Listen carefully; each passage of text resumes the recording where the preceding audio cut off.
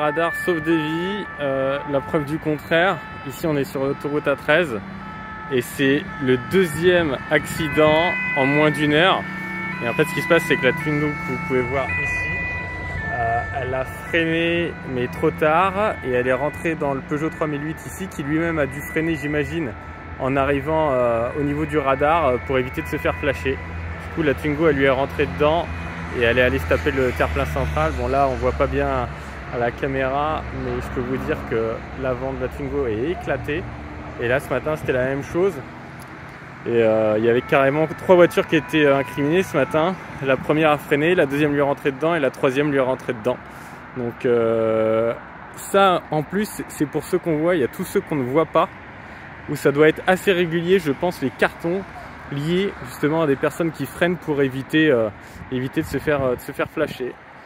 Je pense que ça vaudrait le coup quand même de se poser la question de savoir sur le nombre d'accidents qu'il y a en France chaque année, combien sont provoqués par des radars que les gens souhaitent pas éviter mais pour lesquels ils souhaitent pas être flashés et du coup ralentissent de façon un peu vive, parce que très souvent quand on ralentit comme ça c'est que on le voit au dernier moment et du coup on met un gros coup de frein.